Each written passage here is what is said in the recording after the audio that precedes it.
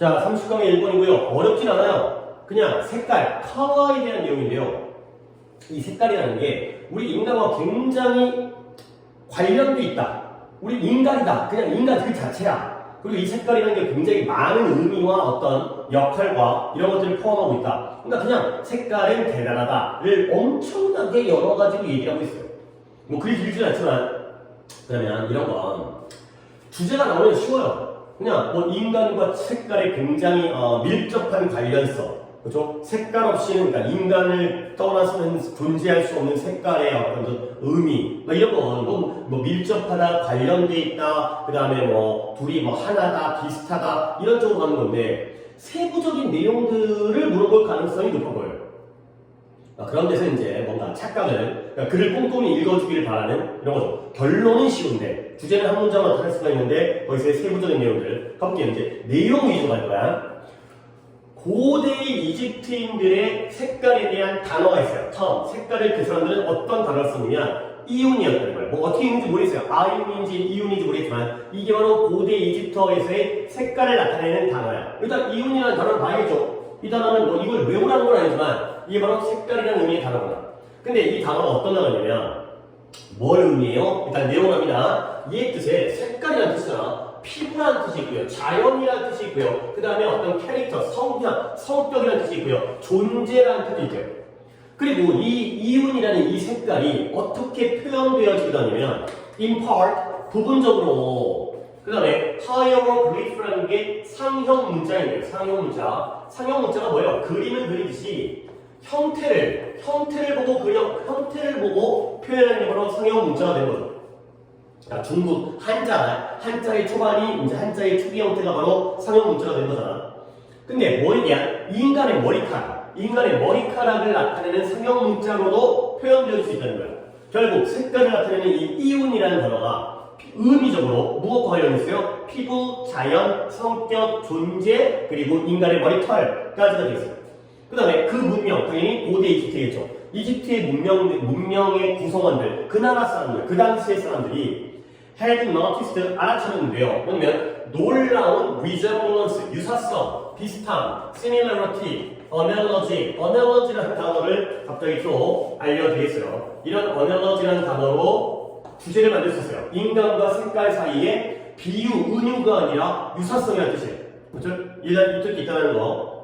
근데 무엇 사이에? 색깔과 인간 사이에 놀라운 유사성을 알아차렸다는 거예요. 색깔 이퀄 인간이라는 거죠.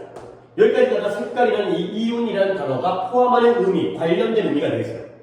그 다음에 to them, 그들에게, 그 이집트인들에게 색깔은 단지 사람이에요. 색깔 자체가 인간이면서 똑같은 말이긴 하지만 색깔이 사람과 굉장히 비슷하다는 거죠.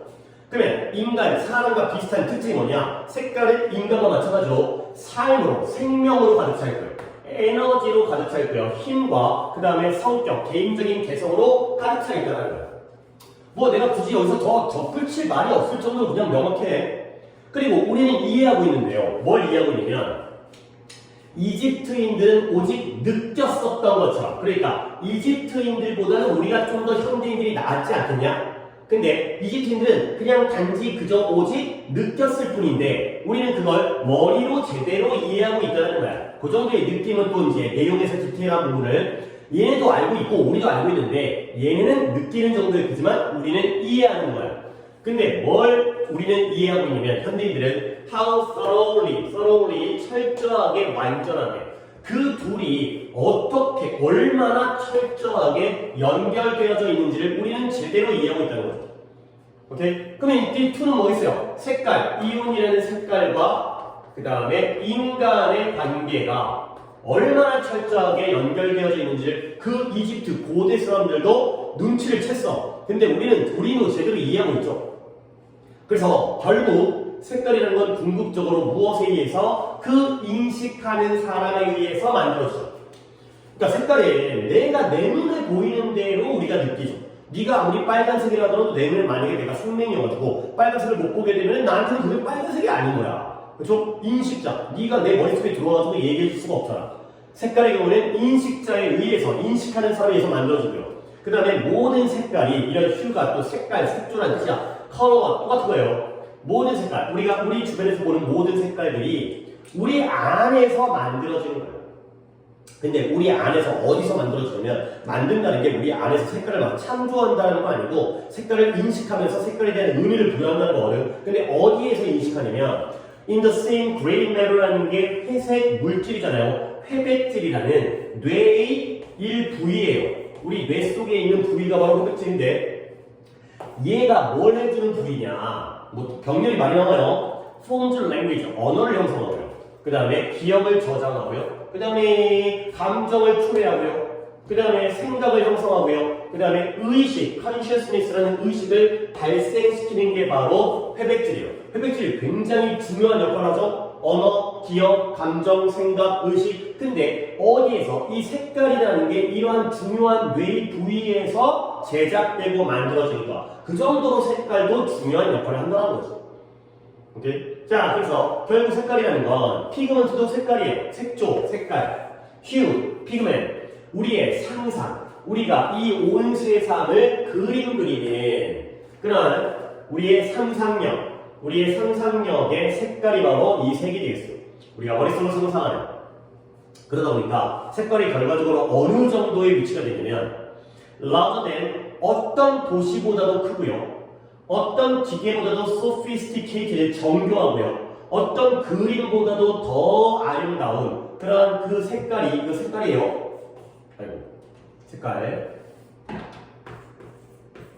OR 써도 되고, OUR 써도 되고, 뭐 이런 건 당연히 알지, 이 정도는. 실제로 이 모든 것들 중에서 인간의 가장 위대한 창작물일 수가 있다. 이 모든 것들은 가끔 나왔던 도시된, 기계된, 그림이 된 그런 것들보다도 오히려 이 색깔이라는 게 인간의 가장 위대한 창작물이다.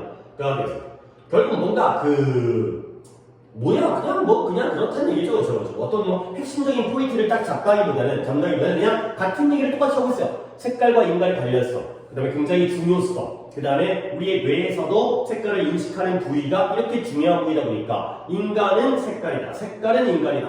이런 결과를 내는데 내가 빨간색으로 밑줄 쳐진 부분들에서의 내용 파악을 잘 해주시면 되겠어요. 세부적인 내용을 나올 가능성이 제일 높아 보이고요. 뭐 주제가 나올 수 있겠지만 나오면 그냥 약간 뜬구름 잡는 색깔이 중요하다, 아름답다, 대단하다, 인간의 가장 완벽한 창작물이다, 이딴 식의 좋은 내용 나오면 그게 주제가 되는 거니까 세부 내용으로가 나올 때가 오히려 까다로울 수 있으니까 그 부분을 보시면 되겠어요. 여기까지요.